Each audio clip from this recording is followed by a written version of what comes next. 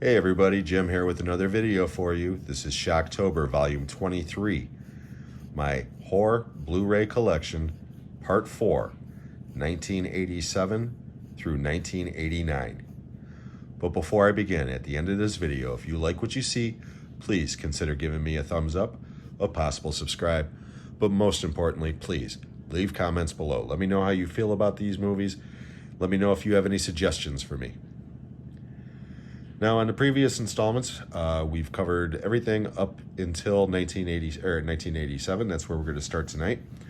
I'm only including the titles that I own on Blu-ray. I am not including any of my DVDs. This is also not a ranking video of any way, shape, or form. This is just a recap of the movies from my collection that came out in each one of these respective years. At the end of the month, I am going to do a special video of my top 25 movies from my horror collection, and I will be including a couple of movies from my DVD collection in that countdown. So without further ado, let's just jump right through this. We're not going to go into any kind of plots or anything. We're just going to jam right through it, although I will give you a brief idea of how I feel about these movies as we go. So we're going to start off, like I said, in 1987. And the first title on our list is a psychological thriller from David Cronenberg. You'll notice we got lots of David Cronenberg movies, and this one is Dead Ringers, starring Jeremy Irons in a career best performance in my opinion, and Genevieve Bujold, among others. Like I said, this is a psychological horror film. Not the best, but Jeremy Irons is absolutely incredible in this film, playing the parts of twin brothers. Absolutely terrific performance in every way. And then we've got The Monster Squad, directed by Fred Decker. And this is really just a gateway horror movie for kids. It really is. It's a lot of fun. It really is. And then we've got probably the most successful horror movie from that year. Joel Schumacher's directed The Lost Boys, starring Jason Patric, Kiefer Sutherland, Corey Haim, and Corey Feldman, among others. Iconic score, excellent movie. I've said it on many videos. If I had to pick one movie, horror movie that is, to represent the 80s, it would be The Lost Boys. Next, we got a truly bizarre movie called Blue Monkey, aka Insect. This is from Canada, and it stars Steve Railsback and Joe Flaherty, among others. Directed by William Fruitt. Weird popcorn monster movie, but it's a lot of fun. Speaking of crazy movies, this one's insane, but oh my god, is it good. The Hidden, directed by Jack Shoulder, and starring Kyle MacLachlan and Michael Nouri, among others.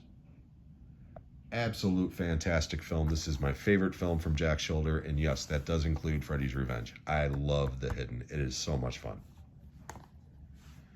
Then we've got some cult, or occult movies, I should say.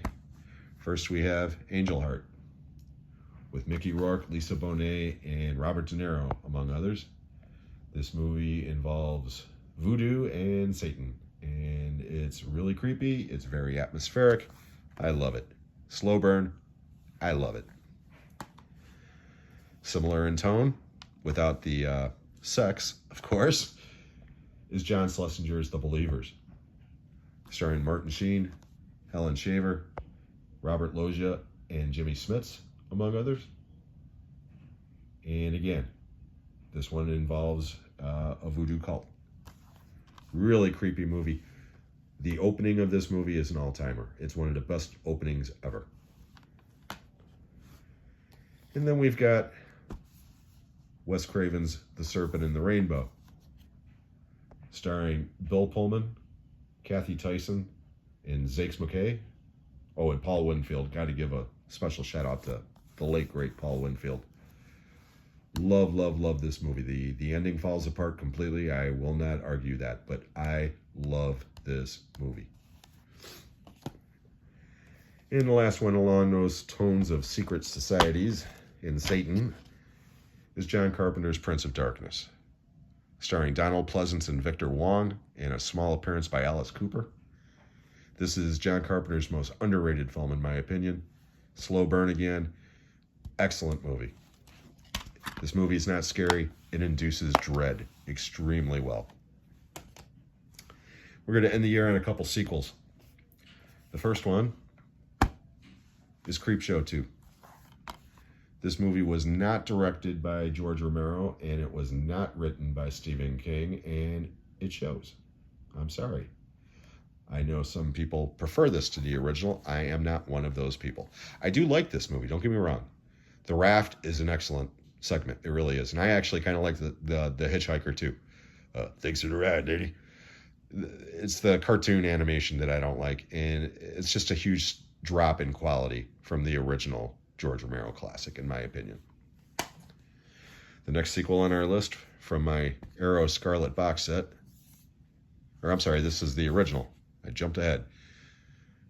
Clive Barker's classic Hellraiser, starring Andrew Robinson and Ashley Lawrence, among others.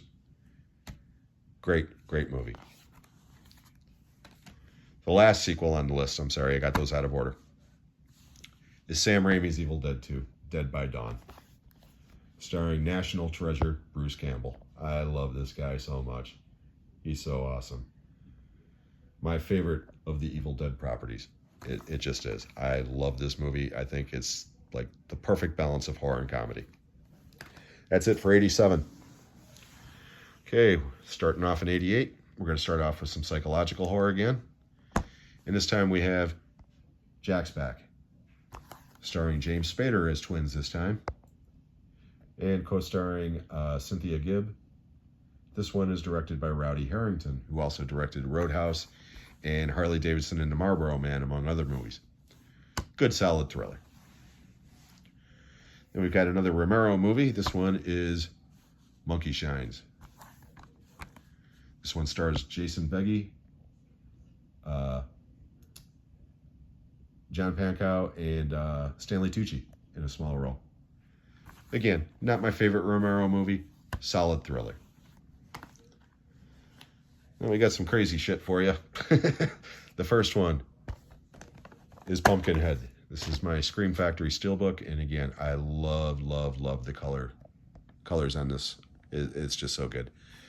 This one stars Lance Henriksen, and it is directed by special effects man extraordinaire, the late great Stan Winston. This was the only feature film that he directed, but this is a really cool movie. It really is. Then we have Night of the Demons. This is another one of my steelbooks from Scream Factory. This one stars Linnea Quigley, of course. Don't remember who directed it. Don't remember any of the other actors. Fun movie. I think it's a little overrated, to be honest, but again, it's fun.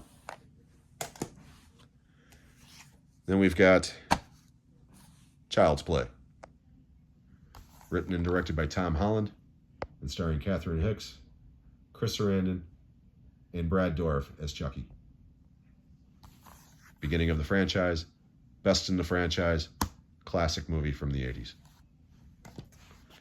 Then from this double feature, we have Waxwork, starring Zach Galligan and the late great David Warner. Waxwork is kind of a weak movie. I mean, it's entertaining. It's kind of weak, though. But it's got David Warner in it, so, you know, that's all you need. Next, from this double feature, we have Bad Dreams, starring Jennifer Rubin, Bruce Abbott, and the great Richard Lynch. This is basically a Freddy Krueger movie without Freddy Krueger in it. I like this movie. I don't love it. Between the two, I do prefer Bad Dreams over Visiting Hours, though. Okay, now we're going to the sequels. And we've got Friday the 13th, Part 7, The New Blood. Or, as I call it, Jason vs. Carrie. Starring Lar Park Lincoln and Kane Hodder making his debut as Jason. Directed by John Carl Buechler. I like this movie a lot. I didn't like it at all the first couple of times I saw it, especially theatrically. But this one has really grown on me through the years. It's goofy. I mean, it's just goofy as hell. But again, it's entertaining. It really is. And then we've got, boy, Phantasm 2. Starring Reggie Bannister, James LeGros, and the wonderful Angus Scrimm, reprising his role as the Tall Man. This is without a doubt my favorite Phantasm movie. It's just so much fun. The last sequel on the list from '88 is Hellbound, Hellraiser 2. This one's directed by Anthony Hickox, stars Ashley Lawrence reprising her role, and Doug Bradley reprising his role as Pinhead. I actually prefer this one to Hellraiser. Hellraiser is a better movie, without a doubt. This one's the most entertaining. I just wish that we could have gotten the original version of this film before they ran out of money, because from all accounts, it would have been epic. But as it is, I really enjoy Hellbound. And the last film from 1988, and definitely not the least. Not a sequel, but a remake. Chuck Russell's The Blob. Starring Kevin Dillon, Shawnee Smith, Jeffrey DeMunn, and Candy Clark, among others. This movie is right up there with The Thing and The Fly in my eyes as far as the great trifecta of sci-fi horror remakes from the 50s. This movie's outstanding in every way. And we're going now to 1989, and again, we only have 4 titles from this year as well. And we're going to start off with a couple of sequels. The first, Friday the 13th, Part 8, Jason Takes Manhattan, or Jason Takes a Boat Ride, or Jason takes a boat ride to Vancouver, or Jason Takes a Shit, because this movie does. I don't like this movie. I just don't. Once he actually gets to Vancouver, New York, the movie picks up, okay? But the ending is absolutely ridiculous, and I can't deal with Jason on a boat. I just can't. Again, I don't hate this movie, but it's way towards the bottom of the list, in my opinion. This sequel, though, was surprisingly effective. The Fly 2. Directed by Chris Wallace, who did the effects for the first one, and starring Eric Stoltz and Daphne Zuniga. This movie rocks. It's nowhere as good as the first one. Don't get me wrong. The Fly is a masterpiece, in my opinion. This movie is not. This movie's a B movie. But man, some of the stuff in this movie is beyond gory. I mean, it takes the gross out factor from the first movie and amplifies it. Not to mention, there is a scene in this movie that is absolutely heartbreaking. You wouldn't expect it from a movie like this, but it is. It's an absolutely gut-wrenching, heartbreaking scene. Anybody who's seen The Fly 2 knows what I'm talking about. All I'll say is the dog. And then we've got a crazy movie from Wes Craven. Shocker. Starring Mitch Pileggi, Michael Murphy, and Peter Berg, among others. I love this movie. It is so stupid. This movie's absolutely ridiculous. This movie's probably just as ridiculous, if not more ridiculous, than Jason Takes Manhattan. But you know what?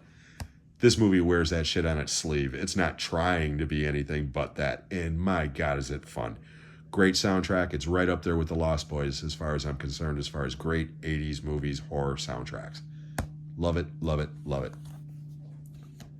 going to end it on this one. Stephen King's Pet Sematary. Directed by Mary Lambert and starring Fred Gwynne. And I forget the other guy's name. Dale Medkiff.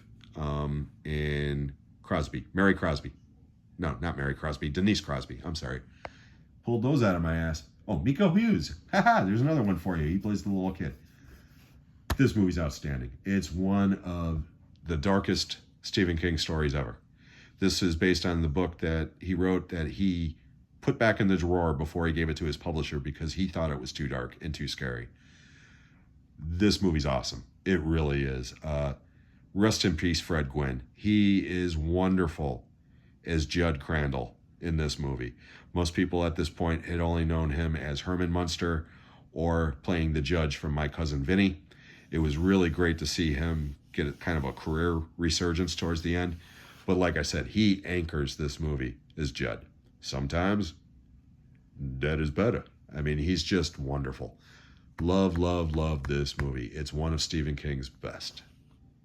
And that is the end of this segment of Shocktober. I hope you enjoyed this. If you did, please give me a thumbs up, a possible subscribe, but most important, leave comments below. Now, tomorrow, I am going to be dropping 2 more videos. I'm going to be dropping my 90s collection, but I also need to do a special video. My good buddy Carlos over at Eastwood for Life Fan tagged me on a video today where he wants to know what my 4 horror movie lineup would be. And I am going to be dropping that video tomorrow, and I will be tagging a couple of my fellow subscribers who also own channels on that video. So please stay tuned for that, and I hope everybody is having a great night. We'll see you then.